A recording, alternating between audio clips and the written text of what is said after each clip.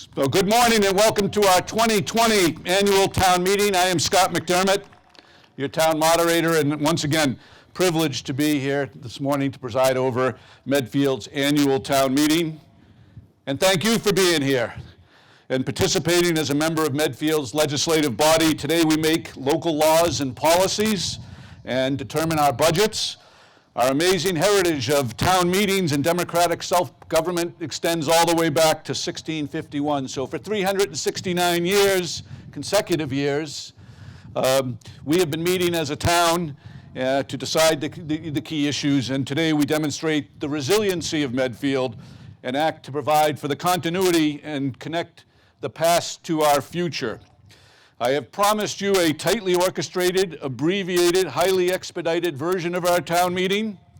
My inspiration today comes from P.T. Barnum, who famously said, "Always leave them wanting more." So hopefully you will be coming back for a special town meeting. I'm advised by our town clerk that we have a quorum. Today we have 16 articles to address as the legislature of the town of Medfield. I will now ask our town clerk, Jim Mullen, to read the return of the service of the warrant. You can read it right into your mic there. Thank you, Mr. Moderator. In 44 years of attending town meetings, I've never attended an outdoor town meeting, so this is a first for me. And thank you very much for having me here in the town of Medfield.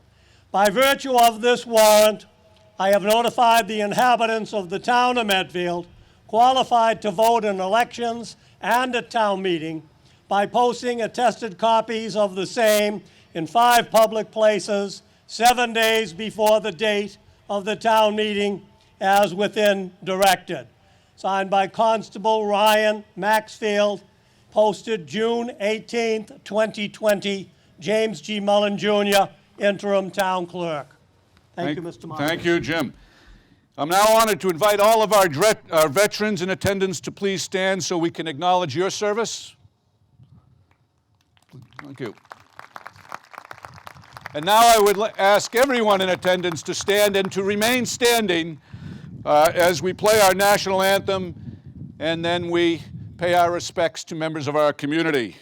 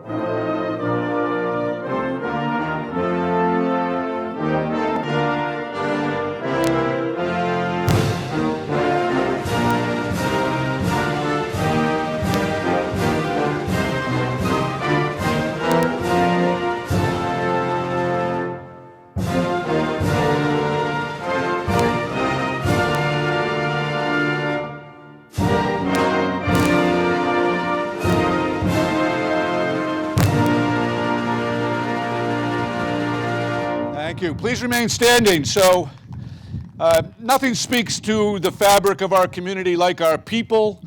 At the end of the day, what has made Medfield great and what makes it a great town today are all of the people, all of you and our friends and our neighbors, and all of the people who came before us. So each year, Evelyn Clark, our great executive secretary, provides me with a list at the time of the annual town meeting of certain individuals who passed away in the previous 12 months and who made a lasting and positive impact on our town. Please let me read these names for this year. Daniel Dan Bible, Anthony Tony Callow, Elizabeth Betty Hinckley, Barbara Layton, John Panciocco, Ralph Parmesan, Charlotte Reinman, Alice Wheeler, Burgess Mike Stanley, Phil Burr, Dorothy Russo. And I'm sorry I didn't know everyone well who was on that list, but please allow me to make the point about the wonderful people in town, the fabric of our community, and the greatness of this town by highlighting a couple of people who were on that list that I did know. Mike Stanley. I'm going to quote from Richard DeSorga's tribute to Mike at the time he and his beloved Caroline received Medfield Foundation's Lifetime Volunteer Award. You'll be impressed by this. Mike and Caroline Stanley have given their heart and soul to the town of Medfield. Between the two of them, they have served on the Library Board, the Planning Board, the Historical Commission, the Historical Society, the Historic District Commission, the Master Plan Implementation Committee, the Medfield State Hospital Reuse Committee, the Medfield State Hospital Preservation Committee, the Town Hall Renovation Committee, the Conservation Commission, the Open Space Planning Committee, the Warrant Committee, the Long Range Planning Committee, committees to evaluate the senior tax work-off programs, and the Zoning Board of Appeals.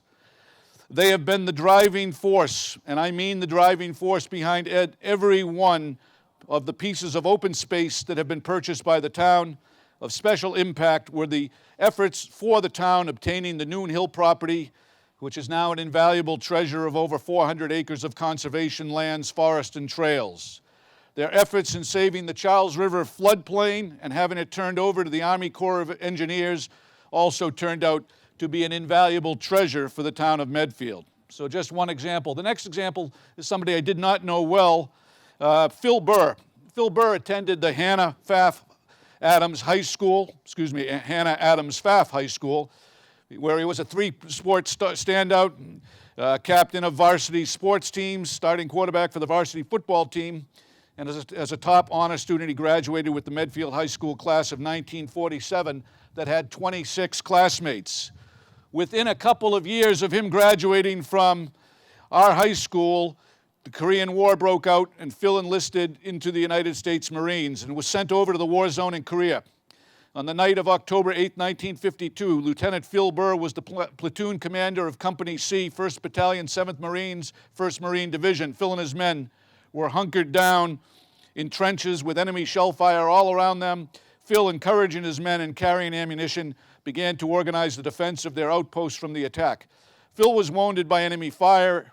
In extreme pain, he refused to accept medical attention and continued to direct his men. Hurled to the ground and badly wounded a second time by an explosion of an enemy shell, while engaged in carrying ammunition to his men, he continued to guide his men until he was seriously wounded for a third time. Immobilized by many of his wounds and evacuated to the medical aid bunker, he skillfully controlled the defense while receiving treatment from a corpsman. Phil received a Purple Heart and the Navy Cross for heroic action. And then Phil returned home to Medfield to recover from his wounds. Over 70 years in Medfield, he was active in youth baseball. He supported Medfield hockey. He was Medfield's veterans agent from 1957 to 1971. He was the commander and active member of the American Legion for over 50 years. He was elected to the Medfield School Committee and served the students in town from 1972 to 1981. He was a longtime member of the Medfield Historical Society. He was a faithful town meeting participant and served as a member of the Conservation Committee until January 2019. Phil was a co-founder of the Medfield Home Committee. He's inducted in the Medfield High School Hall of Fame. Dorothy Dot Russo I did know. I had the pleasure of knowing. I knew Dot as a cheering grandmother during our days in Medfield youth basketball. She had married the love of her life, Tony Russo of Hyde Park, and they moved to Medfield. In 1977, Tony passed away way too young. But through her faith and her charm and her humor, she raised 11 children in Medfield. She was a bright light. She delivered Meals on Wheels and was a home health aide for many years.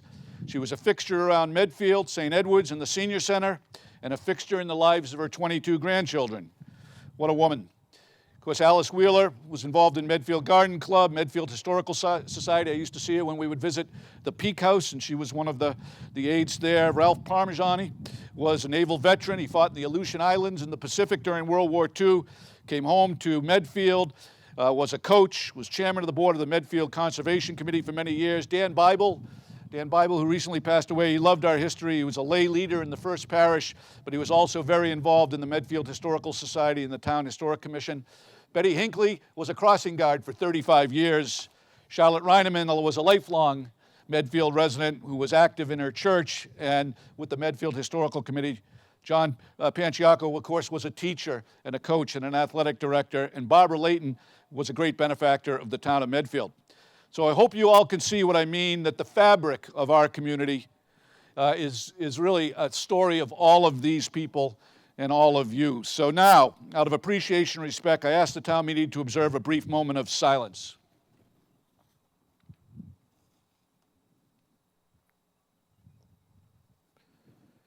Okay, thank you very much. Now, while we're still standing, I thought this might be an appropriate time for the community to provide a round of applause for all the people in the community who deserve special recognition and appreciation over the past 4 months. So our many medical workers, our teachers, and the parents who kept the gift of learning alive, all the folks who work in our supermarkets, our pharmacies, in delivery businesses, in essential human services, and those folks who have been serving us curbside. Pop the trunk, and out comes the beer and wine. Some of you may know that. Our police, our fire, our EMTs, and for all the people on this stage who have worked under challenging circumstances to keep Medfield going. So let's give an ovation to all of these folks who have carried on under challenging and unprecedented conditions. Thank you all very much. Okay, please be seated. For introductions, already had the opportunity to say hello to Jim Mullen, our interim town clerk. I would now ask the chairperson of our select board, Pete Peterson, to introduce the executive branch of our town government. Thank you, Mr. Moderator. Next to our town clerk is the longtime serving administrative assistant to the Board of Selectmen, Evelyn Clark.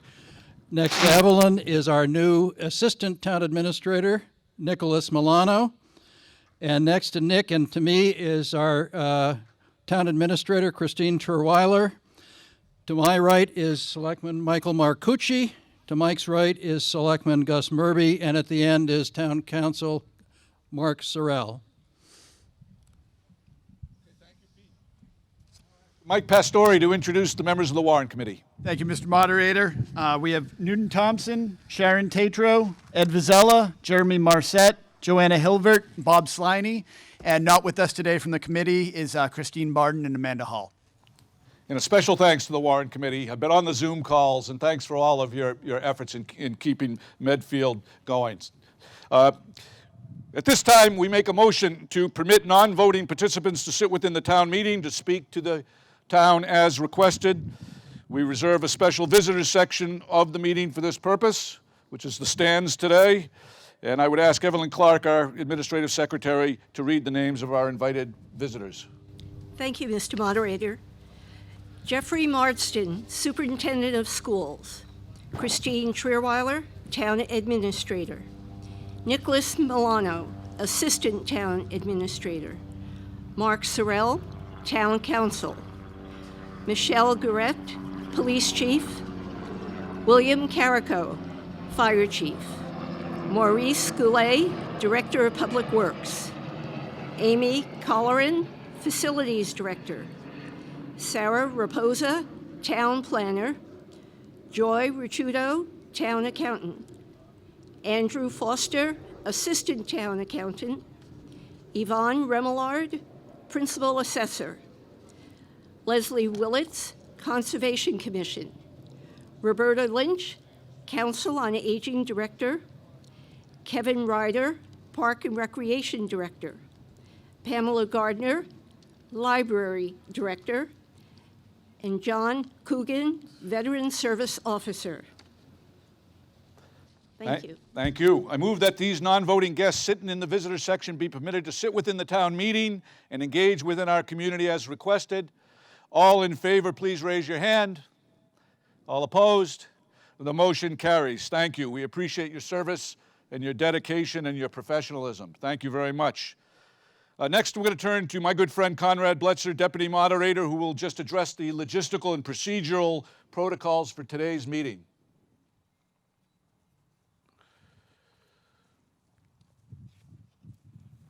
Thank you, Scott. In this era of COVID-19, the town is taking certain special precautions at town meeting. As you can see, the chairs are arranged so that they're properly social distanced. Please don't move the chairs. There's no need to wear your masks while you're sitting in the chairs because they are properly social distanced. If you have to get up during the course of a town meeting to approach a microphone or to go somewhere else, we ask that you kindly wear your mask to do so.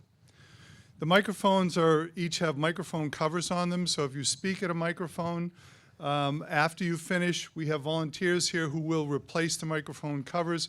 So the next person in line, if you'd kindly wait until the cover is replaced before approaching the microphone, we'd appreciate it. There are 2 porta potties located down here. There is a medical tent with an ambulance and 2 EMTs. If anybody has any kind of a heat stroke or medical emergency during the town meeting, if you could please signal to us, we will come over and bring a water over to you. If the issue is more serious than that, we will assist you to going to the medical tent or bring the EMTs over to you as necessary. When a town meeting is over, we ask that everybody remain in their seats. We will exit in an orderly fashion. We're going to do it by row. The first row will go heading in this direction and out that gate. After the first row, we'll do the second, third, fourth, so that it will be an orderly exit. Thank you very much, and we appreciate your patience. Thank you, Conrad, and thank you to all the members of the Board of Health for helping us kind of maneuver or navigate our way to today's, safely to today's town meeting. Much appreciated. Just a quick word about our meeting guidelines. Our general meeting guidelines are found on page 1 and 2 of the warrant report. They're familiar to all of you who attend our town meeting. I'm going to dispense today with the reading of the full set of those guidelines, but thank you. Yeah. But a couple of notes. Today we will also be dispensing with voice votes. So our initial voting will be done by a show of hands.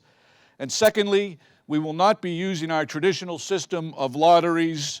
Instead, we will address the articles in the order that they appear in the warrant report, with the exception that we are required to take up Article 14 just before Article 5. So 1, 2, 3, 4, 14, 5 through 16. I encourage you to, if not now, later, to look at the remarks of the chairperson of the Warrant Committee on pages 5 to 7, and then there's a detailed review of town finances on pages 6 to 13 with some other information on pages 14 to 18 of the warrant report. This is great information and gives a great snapshot of the financial picture of the town. And with that said, I'm going to ask for some opening remarks from Mike Pastore, who's our chairperson of the Warrant Committee. Thank you, Mr. Moderator. Good morning, everyone. It isn't lost on me that we're here on a weekend in June at Medfield High football field when our MHS seniors were deprived of that very same opportunity through no one's fault in unforeseen and unimaginable circumstances. And so many of us came out to watch those graduates parade through Medfield streets with smiles in the face of adversity. Nothing about what they've had to deal with over the past few months has been fair, but they've handled it with class, dignity, and pride. There's a lot to learn from them. The fact that we're here right now, continuing the rich tradition of town meeting, is a testament to the hard work of many. I would like to thank the Board of Selectmen for your leadership, the school committee, Superintendent Marsden and Michael LaFrancesca for your partnership, Moderator McDermott for your mentorship, and all the department heads and town employees for your dedication to this town and its residents. To the members of the Warrant Committee, you were asked to work longer and harder than any volunteer committee I've ever been a part of. And you did so with diligence and determination. And for that, I thank you from the bottom of my heart. Finally, every one of us here and in this town owes a special debt of gratitude to our town administrator, Christine Truweiler. Christine and her team, Joy, Georgia, Yvonne, Andrew, and Nick, have truly gone above and beyond in shepherding us through this process and ensuring that we would have a meaningful town meeting today. Let's do this.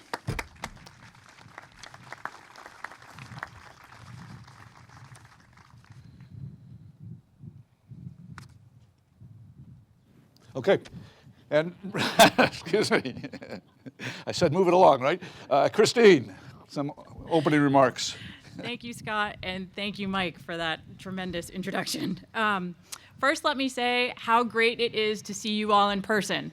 As somebody who's used to having an open door policy and having residents from town come in and out of my office, it's been incredibly difficult not to meet with you and see you in my office. So thank you for all your support and patience. I have confirmed with our town historian, Richard DeSorga, that you are, in fact, part of the very first, not only outdoor town meeting, but outdoor socially distanced town meeting. So you are part of history now. As I promised Scott and Mike, I would keep my remarks brief. Please review the review of town finances in the warrant report. It gives you an incredibly thorough view of where we are and where we intend to go. And having said that, I do want to outline a few things. The budget process in a municipality is never easy. We're dealing with overall declining state aid, increasing cost of services. We're shifting that burden more and more to our taxpayers. We knew fiscal year 21 would be hard. We told you that last year when we couldn't fund capital budget, and we made a series of promises to you at last year's town meeting. We started off this process planning to address all of those goals, all of those objectives. We just didn't realize that halfway through the process, we would be faced with a worldwide pandemic that would change how we were thinking about our budget. None of us are happy about the lack of guidance from our leaders up above us in terms of what we're getting from state or local aid. It has forced all of us to make very difficult decisions, but we are committed to meeting our financial policies and moving the town forward together. Our approach to the fiscal year 21 budget that you're being asked to approve today is conservative. We have planned on a reduction of 10% in our state aid. Our objective was to not make irreversible decisions, just in case we get stimulus money that comes in or our state aid is actually restored. I want to thank everybody who's worked on this budget process. The Board of Selectmen, the Warrant Committee, the School Committee, Dr. Marsden, Michael LaFrancesca, my own financial team, Nick, Georgia, Yvonne, Joy, Andrew. It was not an easy process, and every week at the Warrant Committee we were coming forward with more news, and I can tell you it was never good news. So I want to thank them for all of their support and their commitment, not only to the continuity of government, but providing a certainty to all of our residents in Medfield by holding this town meeting. Thank you to you for being here, for watching from home, for homeschooling and then going on our Zoom meetings. I'm sure most of you were tired by then, and we appreciate all of the support. But most importantly today, I would like all of you to thank the Medfield Board of Health. You have 4 tremendous volunteers, Carol Reed, Holly Rand, Melissa Coughlin, and Steve Resch. They have done an amazing job keeping both you and our employees safe. And I promise, the next time I recruit somebody to a committee, I will never promise they meet once a month. So again, I thank you for your support, and I will look forward to the day when you can all come back and sit with me in my office and we can actually sit down with a cup of coffee and talk about this. So thank you. Thank you. Okay, just 2 brief opening points. I'd like to direct your attention to the 5th paragraph of my letter, actually, which is on page 3. In that paragraph, I say, in the near future, we will have much to talk about as a town. Recent events and the resulting reductions in state aid and local receipts have put more pressure on an already delicate financial situation. We have worked very hard and we've stayed dedicated to advancing and balancing the values of this great community. Quality education, excellent municipal services, unparalleled open space, safe streets and homes, the well-being of the young and the old, neighborhood engagement, recreation, library, and the advancement of local commerce. Continuing to advance and balance our shared values will require the full attention and all-out effort by the town. And so my message is this, have a great summer. But when we return, we will have a lot of hard work to do as a town. In the face of unprecedented challenges, uncertainty, and change, we will need to come together. The economic forecast is not clear, but for municipalities, it will surely get more difficult before it gets better. In the next couple of years, we have an elementary school to build, we have a water treatment plant to construct. These initiatives and our continued efforts to balance and advance those core values that I just mentioned will happen only through the community engagement that you're demonstrating today, really good dialogue, collaboration, and compromise. So it's really not the challenge that is the key factor, it will be how do we respond to it. The second note for me today is that in the fall you'll be hearing from me. I'll be creating an advisory committee to look at the modern future of our town meeting. I'm kind of a traditionalist. I'm a believer in preserving the core. all the things that are right about the manner in which we conduct our legislative affairs, but I also believe in stimulating change. There are issues associated with electronic voting, pre-meeting communication, and other issues to be considered. So we will be coming to you with a report of findings and recommendations at our 2021 annual town meeting, which I'm hoping, if the creek don't rise, will be on the first Monday of May back in the high school. So with those two notes, we are ready to go. So Article 1. Article 1 is an article to accept the cemetery perpetual care funds. You can find it on page 17 of the warrant report. And we have a motion from Warrant Committee member Newton Thompson. Move that Article 1 be passed as printed in the warrant. Do you have a report? Yes. Each year, 50% of the purchase price of a cemetery plot is transferred to the Cemetery Perpetual Care Fund, a trust fund, the interest of which is appropriated to offset the operating costs of the Vine Lake Cemetery. The other 50% goes to the Sale of Lots Fund, which can be used for capital improvements and/or expansion of the cemetery. The balance in the Cemetery Perpetual Care Fund as of December 31, 2019 was $1,182,839. The Warrant Committee recommends passage. Are there any questions or comments on Article 1? On the motion? If there are not, we'll put it to a vote. All in favor, please raise your hand. All opposed? I deem that the motion carries. Article number 2 is an article to vote revolving funds expenditures limits. It can be found on page 18 of the warrant report. It was offered by the Board of Selectmen, and Warrant Committee member Ed Vazella has a motion. Move that Article 2 be passed as printed in the warrant. And Ed, do you have a report? Yes. The 2017 annual town meeting created revolving funds as part of the code of the town of Medfield. Each year, town meeting must authorize the amount of the expenditure that can be made from each of these Chapter 44, Section 53E and a half revolving funds as set out above. The revenue in these revolving funds is generated from fees, charges, and other receipts from departmental programs and activities. The Warrant Committee recommends passage. Are there any questions or comments on Article 2? If there are none, we have a question.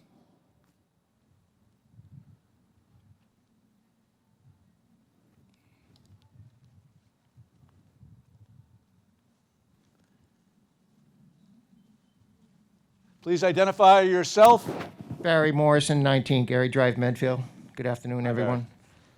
Could we understand the balance in the revolving funds at this time before we vote to use revolving funds? Each of these revolving funds have different ending balances as of June 30.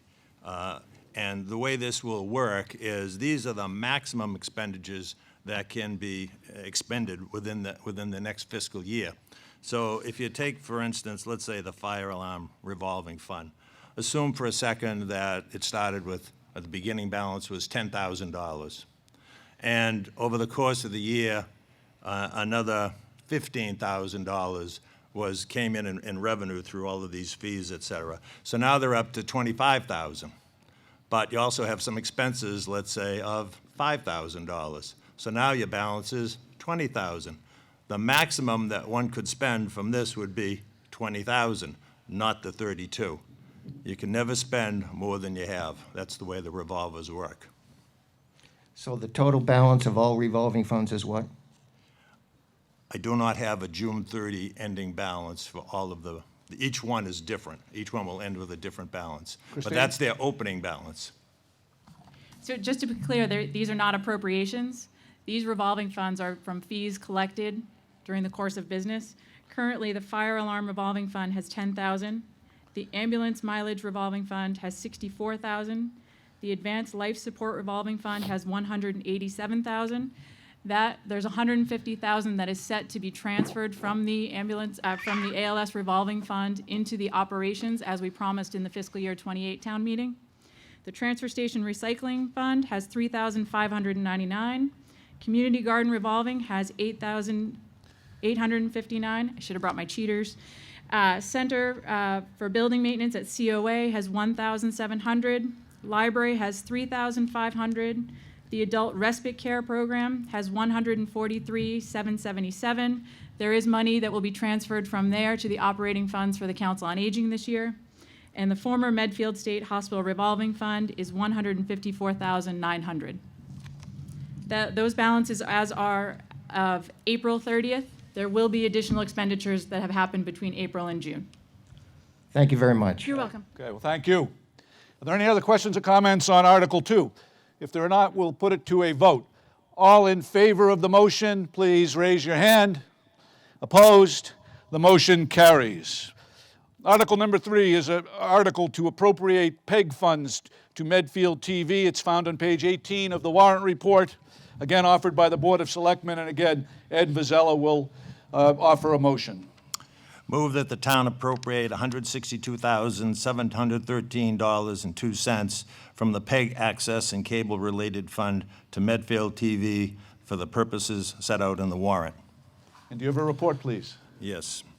The annual town meeting in 2019 passed Article 5, which created a public, educational, and governmental access and cable-related fund to handle the distribution of funds received in connection with the franchise agreement between the town and cable operators. This article transfers those funds collected to date to Medfield TV.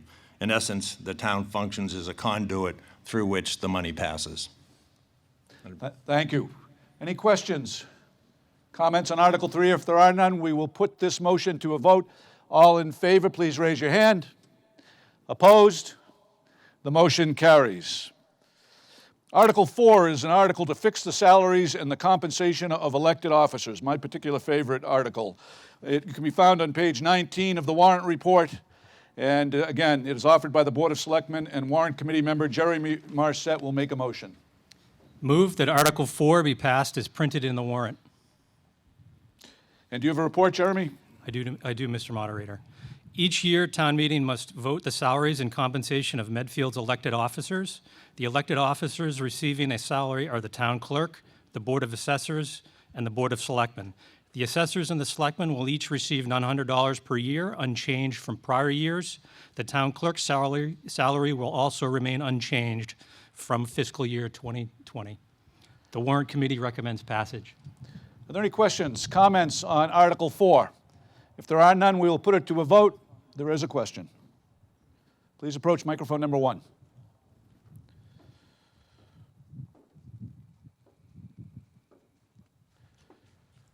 Doug Pollard, 93 Harding Street. Reviewing the budget on the line items on page 25 through 27, there's significant increases on those line items of assessor salaries, treasurer collector, and inspection salaries. If there's no increases, then the Warrant Committee is recommending increases pretty significantly over $40,000, $50,000. I can answer this. Please. Mr. Moderator? Yep, Christine. So one of the things I took when I took over the budget was to make it more transparent. And in my making it more transparent for you, it's made it a little more difficult to understand in these transitioning years. The town administrator's budget always held the administrative assistant salaries for all of the town departments.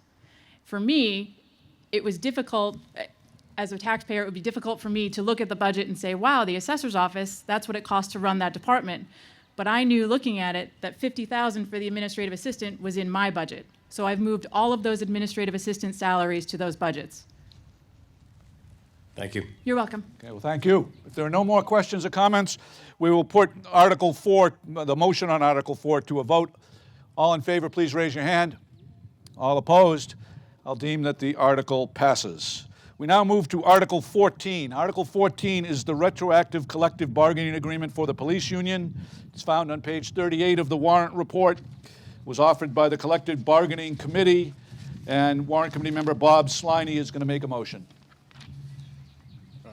Positive motion. Move that the town appropriate $35,000, said sum to be transferred from available fiscal year 20 funds to implement the collective bargaining agreement between the town of Medfield and the Medfield Police Union from July 1st, 2019 to June 30th, 2020. And do you have a report, please? We do. The current police union contract ended on June 30th, 2019, and since June 2019, the collective bargaining committee and the police union have been in negotiations for a new contract. The collective bargaining committee and the police union have agreed to a one-year contract for the year ended June 30th, 2020, with a 2% cost of living increase and a $200 increase to the annual cleaning allowance to $1,200 a year, retroactive to July 1st, 2019. The 2% cost of living increase is the same as teachers, fire, and non-union personnel received in 2020. The amount of the retroactive adjustments estimated to be adjustments, $35,000, is available in the fiscal year 2020 funds. The Warrant Committee recommends passage. Are there any questions or comments on Article 14? If there are not, we'll put it to a vote. All in favor of the motion, please raise your hand. All opposed? I deem that the motion carries. Article 5. Article 5 is an amendment of the Personnel Administration Plan, classification of positions in the pay schedule found on page 19. It's offered by the Personnel Board, and Warrant Committee member Jeremy Marset will make a motion. Move that Article 5 be passed as printed in the warrant. And a report, please. Town employees' salaries are set by the schedules included in the warrant report and attached to the Personnel Administration Plan. School department employees by state statute are excluded from the Personnel Administration Plan. Most police, fire, and school department employees are covered by collective bargaining agreements. Police and fire personnel are included in the presented pay schedules according to the rates set forth in their collective bargaining agreements. No cost of living increase is included in the personnel pay plan for non-union employees, and no merit pay increase is included in the operating budget for salaried managerial positions for the fiscal year 2021. The Warrant Committee will be heard. Okay. Do you recommend passage as a committee? Yep. We recommend passage. Thank you. Are there any questions or comments? If there are none, we will put the motion on Article 5 to a vote. All in favor, please raise your hand. Opposed? I deem that the motion carries. Article 6 is our operating budget. And the way that we do the operating budget is I ask you to please turn to page 25 of the warrant report. What I will be doing is I will be going through the budget by department, and as I read down the various budget items, if you have a hold or you want to ask a question, make a comment, please stand and raise your hand. Somebody will let me know that you are doing that, and then please approach the nearest microphone. Okay, so here we go. We start with that part that has to do with benefits and insurance, workers' compensation insurance, health and life insurance, liability insurance, unemployment compensation, Medicare insurance, county retirement contribution, OPEB contribution. Okay, we now move on to town operations. We have selectmen salaries, selectmen operations, total administrator salaries, total administrator operations, town accountant salaries, town accountant operations, assessor salaries, assessor operations, treasurer collector salaries, treasurer collector operations, town council operations, human resources salary, human resource operations, information technology salaries, information technology operations, town clerk and election registrar salaries, town clerk and election registrar operations, Conservation Commission salaries, Conservation Commission operations, planning salaries, planning and zoning and Board of Appeals operations, zoning and appeals operations in planning, the public building and property maintenance salaries, town public buildings and property maintenance operations, town report meeting salaries, town report meeting operations, police administrative public safety building operations, police operations salaries, police operations, traffic marking, sign operations, fire and rescue, administrative salaries, fire and rescue administrative operations, fire and rescue operations, fire and rescue salaries, fire and rescue operations, inspection salaries, inspection operations, sealer salaries, sealer operations, emergency management salaries, emergency management operations, animal control salaries, animal control operations, tree care salaries, tree care operations, highway salaries, highway operations, snow and ice salaries, snow and ice operations, street lighting operations, equipment repair salaries, equipment repair operations, sidewalk operations, public works utility operations, solid waste disposal salary, solid waste disposal operations, cemetery salaries, cemetery operations, health salaries, health operations, public health nurse operations, mental health nurse operations, council on aging personnel, council on aging operations, veteran salaries, veterans operations, outreach salaries, outreach operations, library salaries, library operations, park and recreation salaries, park and recreation operations, Memorial Day, Veterans Day operations, Agricultural Council, Stabilization, and the Reserve Fund. We now go to issues associated with our town debt. We have town debt principal, town debt interest, and we now go to our schools. We have the regional vocational school operation, we have our school personnel, and we have our school administrative operations.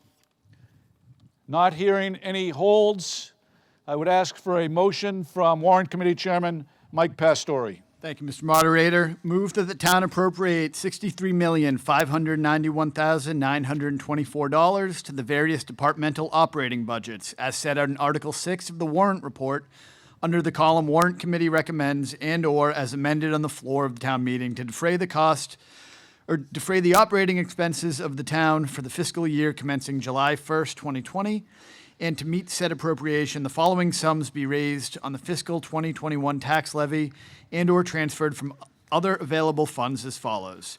Cemetery perpetual care interest, $15,000. Water enterprise fund, $979,465. Sewer enterprise fund, $548,616. Pension reserve fund, $75,000. Unexpended county retirement appropriation, $51,765. Overlay surplus, $50,000.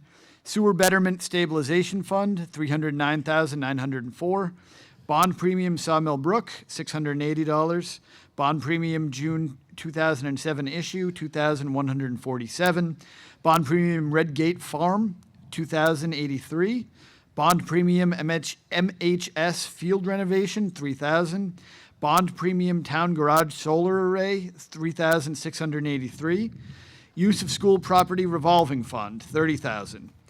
Use of ALS revolving fund, $150,000. Use of respite care revolving fund, $10,135.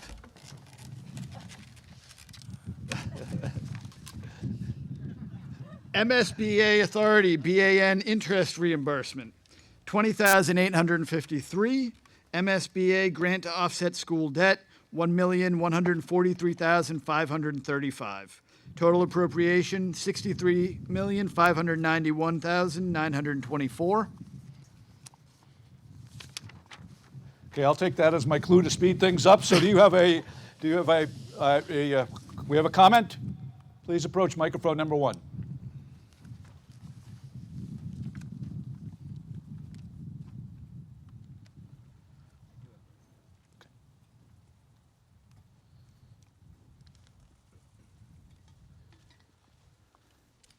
Barry Morrison, 19 Gary Drive. That was a beautiful catch of the flag. Thank you, Barry. On page 5, it uses the terms free cash and total reserves of the town. We see that in this budget, we're using $800,000 of free cash. Could you let us know what the fund balance of free cash is before we use 800,000? One sec. Christine? The free cash balance, let's see, 2,234,402. And if we have 2.2 million in free cash and we use 800,000, would that leave only 1.4? Correct. On page 5, it says that free cash, the free cash balance must be at least 2.5% of the budget, which would be 1.7 million. Would we dip below the free cash limit? Yes. Part of what was difficult for us in doing this budget is that we have a recommendation to follow in our financial policies that we're at 2.5%. Using this amount of free cash makes us drop to 2.24%. It was one of the things we were willing to do in order to bring the balanced budget forward. We will continue to work and strive to meet those financial policies, but we did not want to make any rash decisions this year or have any additional layoffs that we didn't need to in case stimulus money or our state aid comes in. Okay, so that would mean we're not adhering to the fiscal policies at this time for free cash. Correct. Could you let us know the total funds of the town, as we're limited to 7.5% of the total funds, which would be 5.1 million? Are we dipping below the total funds of 5.1 million? We are not. Thank you very much. You're welcome. Microphone number 1.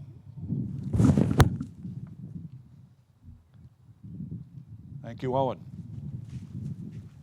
Thank you. Carol Reed, 195 South Street. And I just wanted to thank Christine for her kind words and of support. I serve as the chair of the Board of Health and are grateful to be working with Steve and Holly and Melissa Coughlin. But it's important to note, and I didn't put any holds, as you read, Mr. Moderator, but I feel like it's my duty and in my heart to point out that this past 4 months, our town administrator and the chiefs have worked in an untenable situation with a very, very minimal bench.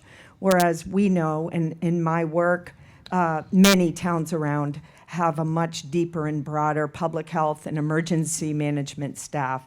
So I only wanted to say that in being appointed to the Board of Health 2 years ago this February, we've thought, and I've thought a lot about public health nursing in particular. And this fall and summer, we're going to start to look. We have a public health nurse in this line item we'll all approve for 9 hours a month for Medfield, which is absolutely not what other communities have. And a public health nurse is not just proactive for infectious disease and communicable diseases. She works in the community supporting physical, mental, behavioral health, and positive wellness initiatives. I've made this position clear that I understand with my husband, Stephen, and I being here 28 years, the financial situation here in Medfield, but I also know municipal budgets reflect the values and priorities of a community.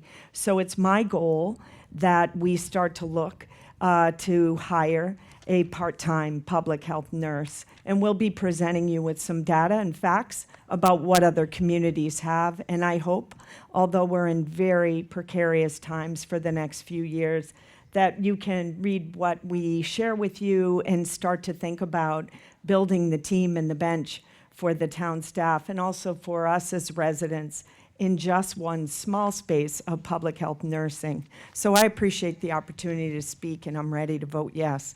But it's been on our minds and in our hearts. So thank you for giving me the time to talk, and thank you, Christine, for all you've done.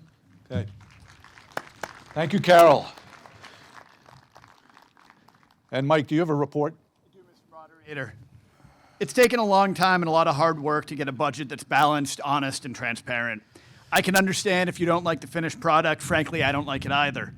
We've had to ask for a lot of cuts that affect the entire town, from our students to our senior citizens, town employees, and regular town services. Unfortunately, it's the reality we're facing as a town, and everyone's being asked to help shoulder the burden. Initiatives and projects that have long been in the works have been shelved for at least another year. But our representation to you is this. We've scrutinized each and every departmental request, the town's revenue sources, and every reasonable projection of the pandemic's effect on town finances. What you see in your warrant report is the most fair and reasonable way to get to a balanced budget for the coming fiscal year. We encourage questions and hope you can come to agree with our assessment. Thank you. Thank you. If there are no more questions and comments, we're going to put the operating budget for fiscal year 2021 to a vote. It requires a 2/3 majority for passage. All in favor, please raise your hand. All opposed? And I'm going to deem that it carries by the required 2/3 majority. Thank you. Article number 7 is our capital budget. It comes from our Capital Budget Committee. It's found on page 32 of the warrant report, and Warrant Committee member Sharon Tatro has a motion. Move that the town appropriate $766,250 for capital expenditures as printed in the warrant report under FY21 capital budget recommendations, and that to meet said appropriation, $186,000 be spent from water enterprise free cash, $417,500 be spent from sewer enterprise fund free cash, and $162,750 be funded by the FY21 tax levy as set out in the warrant. Thank you. And do you have a report, please? Yes. A new capital budget policy was put into place with the adoption of the fiscal financial policy in 2018. The new policy includes the adoption of a new 5-year capital improvement plan and identification of a funding mechanism for those projects. Last year, the Capital Budget Committee had recommended a freeze to the capital budget due to the budget shortfall and the lack of an overall comprehensive plan. The Capital Budget Committee met through the fall and developed a 5-year plan after meeting with all town and school departments. The committee was in the process of developing a long-term funding mechanism for addressing these capital needs. Due to COVID-19 impact on the budget, the committee determined that only emergency capital requests would be put through in the FY21 tax levy recommendation. This year's request includes the leasing of a fire truck and 3 police vehicles within the tax levy, additional public safety requests, as well as the emergency action plan for our dams, the funding requests through water and sewer enterprise funds. The Warrant Committee recommends passage. Are there any questions, comments on Article 7? If there are none, we will put the motion regarding our capital budget to a vote. All in favor, please raise your hand. All opposed? I deem that the motion carries. Article 8 is a motion regarding the Municipal Building Stabilization Fund appropriation. You can find it on page 33 of the warrant report. Sharon Tatro also has a motion. Move the town appropriate $779,500 and transfer said sum from the Municipal Buildings Capital Stabilization Fund for projects as printed in the warrant. And do you have a report, please? At the 2018 annual town meeting and through a subsequent override in June of 2018, the voters of Medfield approved the creation and funding for a special purpose stabilization fund entitled the Municipal Buildings Capital Stabilization Fund. The purpose of this fund is to fund new construction, capital repairs, and improvements to municipal buildings and structural and systemic components thereof. The projects listed above have been identified and recommended by the Capital Budget Committee to be completed utilizing funding available in the dedicated Municipal Building Stabilization Fund. Thank you. Any questions or comments on Article 8? If there are none, we'll put Article...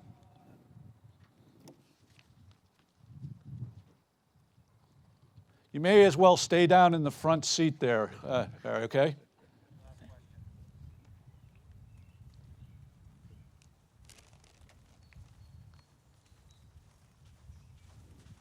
Barry Morrison, 19 Gary Drive. If we're going to be using $779,500, could you let us know the amount in the fund that, the balance? Are we using 50% of it, or? Let's see.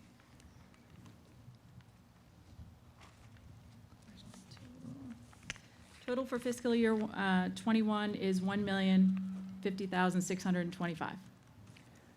A use of 80% of the fund, correct? Correct. Thank you very much. Okay, thank you. Mr. Moderator, if I could just Mr. Marcucci. Yeah, I mean, as recall with this fund also generates an additional $1 million per year. And so when this fund was adopted, the intention was that it would be spent in a smooth fashion. And so each year, there's an additional $1 million increased by 2.5% that goes into this stabilization fund as well. Okay, well, thank you. This requires a 2/3 vote. All in favor, please raise your hand. Opposed? And I deem that the motion carries by the required 2/3 vote. Article 9 is an article for the authorization to lease vehicles, found on page 34 of the warrant report from the Board of Selectmen, and Ed Vazella has a motion. Move that Article 9 be passed as printed in the warrant. Do you have a report, Ed? Yes, I do. The fiscal year 2021 capital budget request includes a request to lease a fire truck for 10 years and lease 3 police vehicles for 3 years. At the conclusion of the lease term, the town will own the vehicles. The 2016 Municipal Modernization Act allows for towns to conduct lease-to-purchase agreements with the approval of the town meeting. In addition, let me speak a little bit to both requests. In terms of the fire engine, in May 2019, an electrical fire started in the cab of Fire Engine 3, a 1983 vehicle. The engine was a total loss. A used 1989 replacement engine was purchased with the intention that the engine be used in emergency situations until a replacement was acquired. The body and brakes are failing. It's been in and out of service sporadically. Members of the full and part-time staff do not want to drive this vehicle. It needs to be replaced. In terms of the police cruisers are unlike any other vehicles. They're driven in emergency situations, requiring hard turns, sudden stops and starts. They also have numerous idle hours that add to the engine wear over and above the actual mileage. These vehicles are driven 24/7 and are not garaged. A typical fleet management system recommends cycling out of police vehicles at 75 to 80,000 miles. These vehicles are well beyond that. Repairs in 2019 were over $20,000. The Warrant Committee recommends passage of this article. Do we have questions or comments? This requires a 2/3 vote. So all in favor of the motion on Article 9, please raise your hand. Opposed? And I deem that the motion carries by the required 2/3 vote. Article 10 is a Water and Sewer Enterprise Fund budget. It's offered by the Water and Sewer Board and the Department of Public Works. Joanna Hilvert has a motion and a report. Move that Article 10 be passed as printed in the warrant. And your report, please. This is the first year that the Water and Sewer Enterprise Fund budget has been voted as a separate article and not as part of the overall operating budget. The creation of the Water and Sewer Enterprise Fund in 1990 allows the Enterprise Fund to account separately for all financial activities associated with the delivery of water and sewer services to the town. The Enterprise Enabling Statute provides that enterprise revenues may only be used for enterprise-related expenses. The town administrator, in consultation with the Department of Revenue, has recommended that the Water and Sewer Enterprise Fund budgets should be voted as a separate article, as is the practice in other cities and towns. A full copy of the Water and Sewer budget breakdown is included at the end of the warrant for your review. The Warrant Committee recommends passage. Questions or comments regarding Article 10? Okay, we'll put that motion to a vote. All in favor, please raise your hand. All opposed? And I deem that it carries by the required 2/3. Article 11 is an article to transfer Uber Lyft funds. It's offered by the Board of Selectmen, and Warrant Committee Chairperson Mike Pastore will make a motion.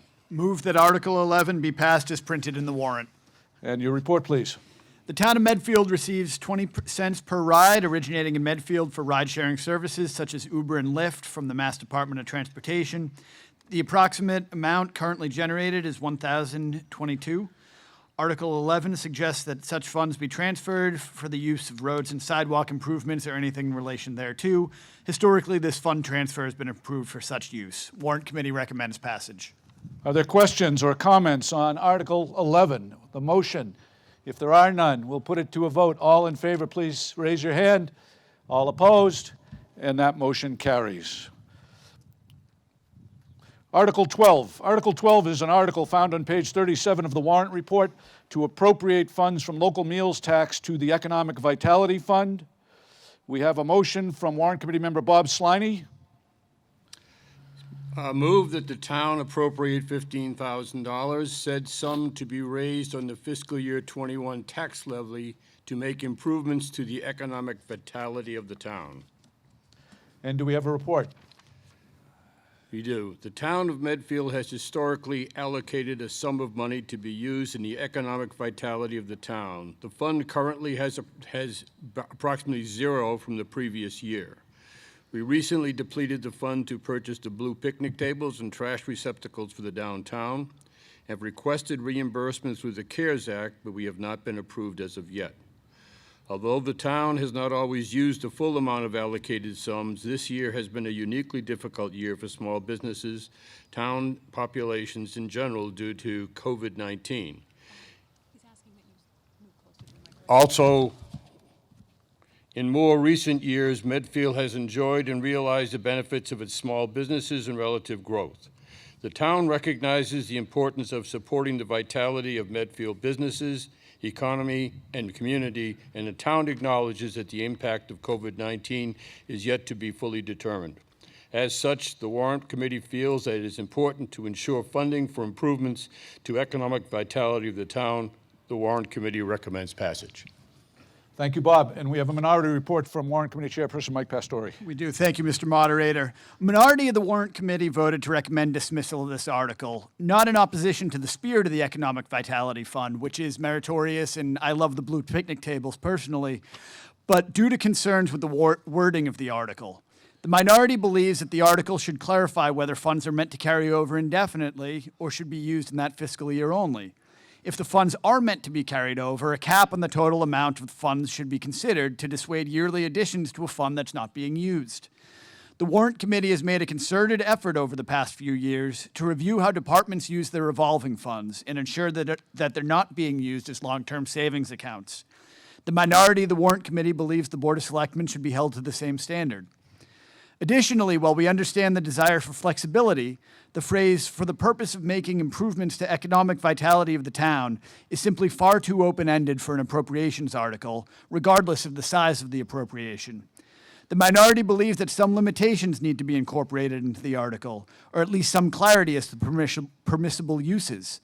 For example, can the funds be used to supplement salaries or for advertisements of programs that arguably relate to the town's economic vitality? These do not seem to be in the spirit of the fund, but certainly appear to be permissible uses under the current language. For these reasons, a minority of the Warrant Committee recommends dismissal. Okay, well, thank you. Are there questions or comments regarding the motion by Warrant Committee member Bob Sliney? If there are not, we'll put it to a vote. All in favor of the motion, please raise your hand. And opposed? And I'm going to deem that the motion carries by the required majority. Thank you very much. Article 13.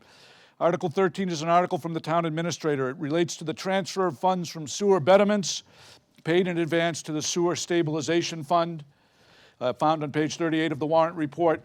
Warrant Committee member Joanna Hilbert has a motion. Move that Article 13 be passed as printed in the warrant. And a report, please. Sewer betterments are assessed to property owners when sewers are extended to their properties. That betterment can be paid off all at once or apportioned over 5, 10, or 20 years, and the annual assessments plus interest are added to the real estate tax bill for the third and fourth payments, actual tax bills. Property owners may choose an early payoff of this assessment, usually done when a property is sold or financed.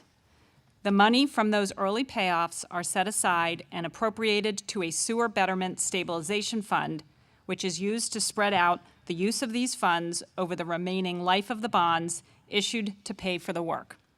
This year, $309,904 is recommended to be transferred from this stabilization fund to offset the annual sewer debt payments. The sewer extension debt will be paid off in fiscal year 22, at which time the sewer stabilization fund will close.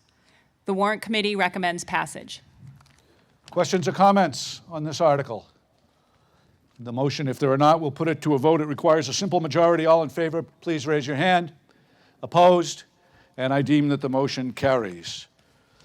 Article 15. Article 15 is an article to appropriate funds for the Medfield State Hospital Fund consultant. It can be found on page 39 of the warrant report.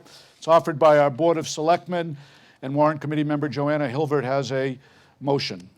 Move that the town appropriate $50,000, said sum to be raised on the fiscal year 21 tax levy for purposes as set out in the warrant. Thank you. And do you have a report, please? The Board of Selectmen is requesting $50,000 for the Medfield State Hospital Development Committee to seek consultants and/or legal assistance to help prepare a request for qualifications and request for proposals for the property, as well as assist in the technical review of potential reuse options, regulatory processes, funding mechanisms, and other implementation steps to move this project towards completion. The Warrant Committee recommends passage. Questions or comments? Microphone number 2. Thank you, Mr. Moderator. Bill Massaro, 36 Evergreen Way. I'd first like to thank the town administration, the select board, the town departments, and all the other boards and committees for their dedication, their creativity, their perseverance, and for setting up this unique meeting today during the COVID crisis.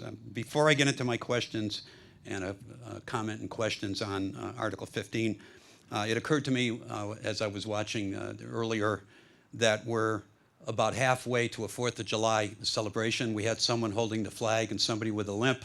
The only thing we were missing was a fife and drum. So if we do this next year, perhaps we could have a fife and drum. To get to my questions and comments on Article 15, first, it's not a financial question. The first question, I believe, probably will be answered by Mark Sorrell, but it's from neighbors and abutters of the hospital about some specific wording in the article. So the rezoning that was passed last November was only for the hospital property north of Hospital Road, but the article says, and surrounding areas. And I'd like to get a clarification of what those surrounding areas are and why they're included in this article. So I can answer part of that since I drafted the article. This is the article we've used for several years. And the reason why I included surrounding areas is because it also involves environmental remediation, which may or may not fall within the area we designated at town meeting, at the special town meeting in the fall. So as Mike Sullivan always told me, draft your articles broad. Can I assume that it also would cover any additional work that needed to be done, say on the streets or whatever for connecting infrastructure? But the issue I think for the residents is you're not talking about doing something to rezone or change the abutting property. No. Fine, thank you. So my other question is a little more complicated and it has a couple of parts to it, and I will apologize in advance for it, but it should be quick. I'm not sure if the answers will be quick, and if they're not, I'm certainly willing to defer, an immediate answer, but I just wanted to get on the record with the questions. So I would direct this to the Board of Selectmen and perhaps to the Warrant Committee. And it's going to involve what are the underlying intentions of the RFQ process, and to what degree is resident transparency going to be provided. So last year, both in the weeks before and then at the November special town meeting, residents were told that the zoning changes were not to adopt any particular plan or any particular project, but instead they were to provide a design framework, an aspirational concept that would allow implementing many other scenarios and could result in proposals for alternative uses. So in light of these previous assurances, so my first question is, will a request for qualifications also be sent to firms who would be more likely to propose some kind of alternate use, or will it only be sent to firms most likely to propose projects that only adhere to the master plan scenario? If you'd like, I will get to the next multi-parts, and then if I need to repeat the question as we go along, I'll go back to it. So the second question is, because any hospital use project will almost certainly change Medfield forever, the draft RFP documents should be available for public review and for comment prior to finalization and for transmittal to developers. So will the document and developments of the document and the subsequent RFQs and RFPs be available for review, transparent to concerned and interested residents? Thank you.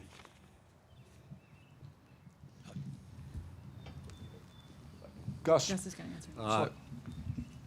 So the short answer to your question, let me start by saying I think what's behind your question is it the intention of the State Hospital Development Committee to kind of go out on an open loop and look for potential developers who might put something in that is not consistent with what the State Hospital Master Plan is looking for? So the master plan itself is very specific in terms of how it modeled the redevelopment of the state hospital property. It has concepts for what will go where housing will be, where a potential assisted living facility can be.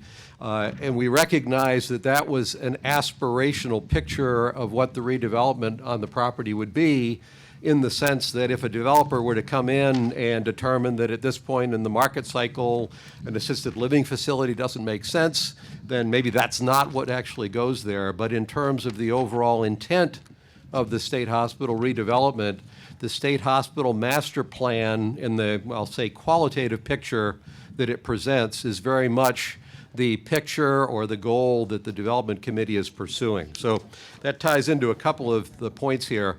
But I want to go through the process that the development committee is following. We've asked in the past year for a request for information from a number of developers, and the purpose behind that was to get some market input back into the town about whether the state hospital master plan, as it was conceived, was in fact feasible from a market standpoint. We were pleasantly surprised to hear from several developers who specialize in this kind of multi-purpose historic redevelopment that they considered the master plan to be a reasonable target to go for in terms of how to redevelop the property, that they actually thought they could come forward with something that was responsive. That gave us at least a first cut at the idea that this, in fact, could be a project that would be attractive to a potential developer.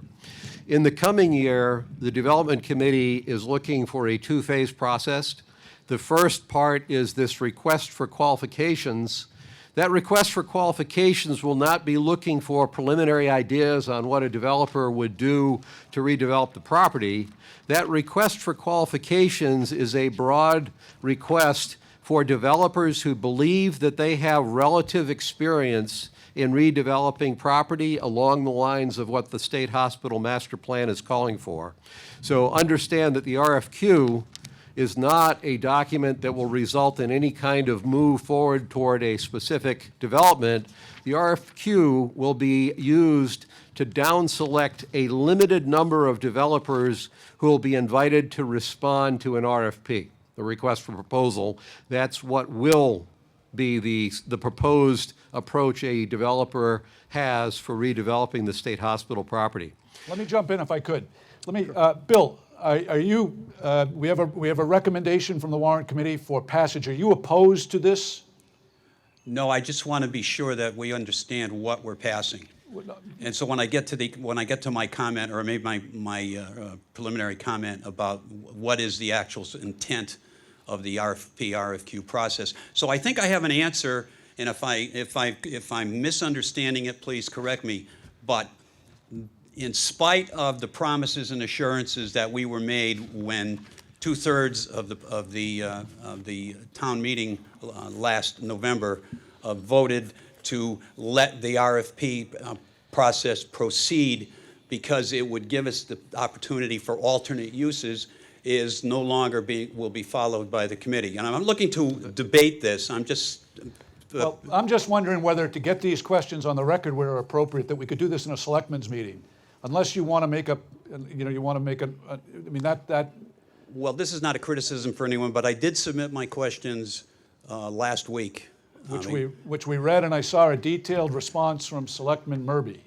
But not from the other selectmen, if Mr. Murby is the only one speaking for the selectmen. I'm willing to, as I said before, I'm willing to defer this question, but I just want it clear that what this article, I'm not looking to amend the article or anything else, except to get it on the record as to what, in fact, you are voting for. And I'm not saying don't vote for it. I just want it to be clear what it is. Okay. Mr. Moderator, could I make one brief additional response? Maybe this clarifies it. Please clarify. To Mr. Massaro's point, it is not the intention of the Development Committee, nor do I think it was the intention at the time of the rezoning when these alternative uses were referred to, that the town was looking at departing substantially from what the master plan called out. So when we talk about alternative uses of specific buildings, perhaps in response to a developer's proposal, alternative uses meaning, let's go back to the golf course question, that's outside of this. The one important point about this is when that whatever proposal comes in, if a proposal is deemed attractive by the Development Committee, that proposal will be put before the town. You'll know what that proposal is before the town will be asked to approve the disposition of the land. So I think maybe that gets at some of that question, Bill. And I appreciate that, but I guess, however, if the RFQ is only, the request for qualifications is only going to developers who are most likely to only submit something close to the master plan and not to someone who has the experience or qualified to submit to it in terms of the size of the firm or of their experience, but they make a response that is not strictly in adherence with the master plan. If you're not sending something out to them, you're not going to get something back that offers you the alternatives. That's my only comment. I'm not looking to debate this here. I've spent something in the neighborhood of 10 hours reviewing all of the documents that led up to the process, that led up to the meeting in November, and I reviewed the minutes of that meeting and the public forum minutes. And I believe that my statement that we may, perhaps, I wasn't the only one who misunderstood what those alternatives were going to be, but it was many possible alternatives. So again, I don't want to discuss it here. I'm just pointing it out, and I'll leave the floor open for anyone else who has any additional comments. Mr. Moderator, briefly. So I will just say, Mr. Bill, that for not wanting to discuss it here, you've done a bad job of not wanting to discuss it here. I will say, as you know, I disagree with most of what Gus just said. In my view, when this comes up at a Board of Selectmen meeting and we decide what we're going to put in the RFP, that the standard in the RFP is going to be the zoning article that was adopted, and that the RFP should seek proposals that are consistent with the zoning that was adopted for the entire property, for a portion of the property, and what have you. So I disagree with the idea that the goal here is to build something consistent with the preferred scenario. As I made clear last year at the fall town meeting, I don't favor the preferred scenario. I don't think the preferred scenario is in the best interest of Medfield. I think some of the changes that may occur in the market as a result of this pandemic may reopen the possibility for a more commercial-focused development and a less residential-focused development, which would be consistent with that zoning. But this is not what we're deciding here. I think everyone on the board agrees that we need to do something with the hospital. Everyone on the board agrees we need to issue an RFQ and we need to issue an RFP. We cannot issue an RFQ or an RFP outside of a public meeting. The materials for those meetings, as the materials for all of our meetings, are posted online in advance of those meetings. And you can go online, as you do, Bill, every 2 weeks and download the materials from those meetings and ask questions about them. And so I agree with the moderator. This is not the time to debate the content of that RFP. I will just state that obviously what Mr. Murphy says is not the position of the Board of Selectmen. We haven't voted on it. We haven't talked about it. But we are unanimous in thinking we can't wait another year to appropriate the funds, to issue the RFQ and issue the RFP. Okay, and Bill, we respect and appreciate your continued diligence and dialogue with the Board of Selectmen. This is fundamentally an appropriation of $50,000, right, which I think everybody is in agreement with. Mr. Harney, are you opposed to this appropriation? the reason, Mr. Moderator, that the money is already on hand from a previous town meeting. Yep. It's acknowledged by the Development Committee and acknowledged by the Board of Selectmen. So in a very, very difficult year in this town for the employees, for our total fiscal budgetary processes, I don't see why we're putting $50,000 out that we've already not only approved of at the Board of Selectmen level, but we have the name of the firm that's going to be employed. Why do we do this? At the same time, we're not filling DPW, police, and other positions, and we have laid off people in the town hall. It just doesn't make sense. Well, let's get a response from the executive team. Somebody want to respond to Yeah, Mr. Harney's point? my comment on that would be that there is money that's in the budget, some of which is in covering environmental monitoring, some of which is covering the work that we have. If we are going to move ahead with this development, we're going to need more help than that. So the effect of not approving this is it probably would stretch out this process. Mr. Murphy, you know well that we're going to have a fall town meeting. Secondly, you know well that you probably won't use all of the money that's in this, what is it, $70,000 currently. Some of it Mr. Massaro is going to hopefully use for his purposes down in the remediation area. But you have adequate money. There's no need to pass this now. You can bring this up, but I totally agree with Mr. Massaro that we need to be certain that the town knows what's going on here. Your board addressed the other night the question of, can a person moving out of town still serve on your board? That should be resolved, and the townspeople should know that for the first time in my 55 years in this town, we're going to have people appointed to boards or maintained on the boards, very important boards, when they move out of town. They will be voting on matters which are consequential for the community, not only in tax ways, but in many other ways. So I wish you'd tell the community now whether you're going to forget that idea or you're going to go ahead with it. So let me correct you on a couple of points that you made there. The financing part, if we delay the financing, the current development committee, the current plan of the development committee is to move ahead over the summer with the RFQ. We certainly can delay that. If we delay that, we'll delay the RFP process, as I said. You're incorrect that we have never had non-resident members of the board. The most recent one that I'm familiar with is we use Brendan McNiff for the ALS Study Committee. However, you raise an important point, which is when we have non-residents, in this case, a resident who's worked for the State Hospital Advisory Committee before we bought the property, who has worked in for the Development Committee now, who is moving to Falmouth and is willing to continue working for this committee if the town says we would like this person to continue working.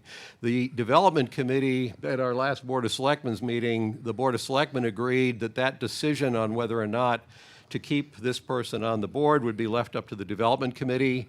I've had a preliminary discussion with the chairman of the Development Committee, and the thought was that if we do agree and the committee agrees to keep this person on, and there's good reason to want to do that from an experience standpoint, we would make that person a non-voting member. So they'd be on the committee, but they'd be a non-voting member. Okay, I'm going to rule this part of the discussion outside of the content of the appropriation. I think it should continue. I think it's a valid point to be raised with the selectmen, to go on the record and raise this at selectmen's meeting, but I don't think it's necessary for us to determine this in order to be able to vote on the article, unless you disagree. Well, I've been charged with making two false statements here. And one is, I've watched all of your meetings, of course. I know what your dialogue was on the continuation of service there. It certainly is not consistent with precedent in this town. It's not consistent with precedent in any town I know, that people who are not resident citizens of the town can be on committees making decisions. Right now, and you know I've brought this up to you before as a board, I think you should broaden that committee. You only have developers on it.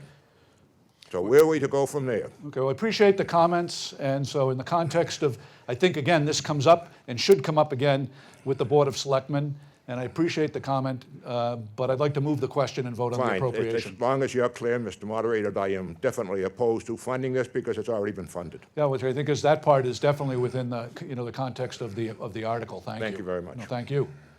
Good to see you. How have you been? aging in place. Thank you. Okay, are there any other questions or comments? Yes. Article Whoop, 2. Scott? Yes. Oh, he's Carol Reed, 195 South Street. I don't follow this closely, but Rep. Garlick gives her annual State of the Union address, and many of you were there. I think it was in January, and I just wondered a point of clarification for funding for this. She talked about her state work and then her local work, and her role, she said, is to support what we as a town body move forward. But she said particularly, and I don't know enough about it, but I'm wondering if the consultation in this article would include, she said she works closely with Dover with their water and the lack of it and the Charles River, and she mentioned that one of the concerns of building out the hospital that we should consider is the capacity of water. So I just wondered, and this already may be outlined in your plan, if any kind of RFQ or RFP is based on feasibility of our capacity as a community for water. Gus? I can at least respond with what we know right now. The committee over the past year has conducted a feasibility study. So at this level of definition, where we don't have specific development that we can model, the feedback that we've gotten from the engineers is that our capacity, not just purely our infrastructure capacity, but our regulatory allowance. So there's two things: can you handle it, and do we have the regulatory allowance to withdraw water? We would be able to put this up based on the model that we're using right now at the level of definition it has. We do, in fact, have adequate capacity for water. And the DPW also, if Mo wants to correct me on this, but I think I'm stating this correctly, at this point in time, at this level of modeling, the DPW also is projecting that the sewer system has the capacity to deal with that. And they're doing some things to take care of leaks, infiltration, and inflow to make sure that happens. But at this point, we believe we have a capacity. Thank you. Okay, if there are no other questions, we're going to put Warrant Committee Member Joanna Hilvert's motion on Article 15 to a vote. It requires only a simple majority. All in favor, please raise your hand. Opposed? I'm going to deem that it passes by the simple majority required. So this moves us on to Article 16, which is an article found on page 39. It's an article to authorize the Board of Assessors to use free cash to reduce the tax rate. In one moment, Warrant Committee Chairperson Mike Pastore will offer that motion. It does require 2/3 for passage. I take this opportunity to thank everybody. I thank Chris Allen again for the work he did to be able to set the sound up here. Amy Colleran and all the people from the school department for the work that they had done in helping us to be able to set that up. We've thanked the Board of Health. Conrad, thank you. That's a simple majority. It's okay. Okay. I'm being corrected on the fact that this article only requires a simple majority. And so more thanks to all of you, particularly to the voters of the town, for coming out, for helping us with the continuity of town government, and for celebrating what I think is the purest form of self-government that exists right here in our town meeting. So do you have a motion, Mr. Pastore? We do, Mr. Moderator, but before that, I want to just add a thanks to Brett and the team at Medfield TV for getting this to everyone that couldn't make it today. Thank you. Move that the town authorize the Board of Assessors to use $792,597 from free cash in the Treasury for the reduction of the tax rate for fiscal year 2021. Okay, and do you have a, Yeah, at the close of each fiscal year, the town accountant submits financial statements to the Massachusetts Department of Revenue, which then certifies the amount of free cash available to the town at the close of the fiscal year. This amount was previously explained by town administrator in response to Barry's question. So I think we can rest on that, and the Warrant Committee recommends passage. Are there any questions or comments on Article 16? It requires only an ordinary majority. All in favor? There are questions? There are not.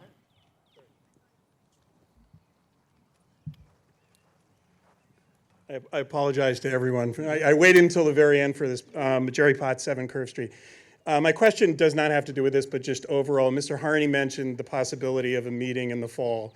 And I guess depending on whether we get better news or worse news on the budget, I guess just overall, if we don't get the assumptions we're making, even if they're conservative, if things go worse, or we get something on the positive side, is there the ability or thinking that in the fall, what would we do?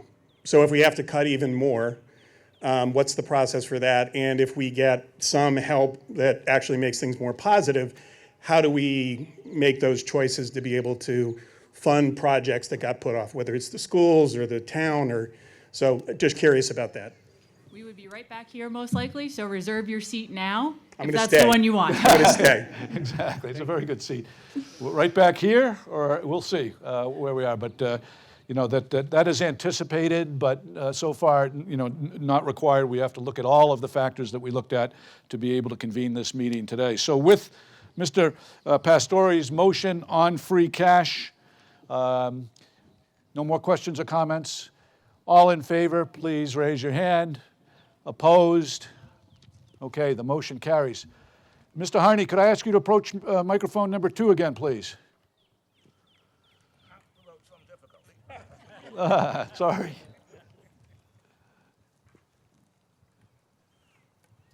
Thank you. I'm going to give you the honor to make a motion to dissolve this historic town meeting here on the Medfield turf, if you would.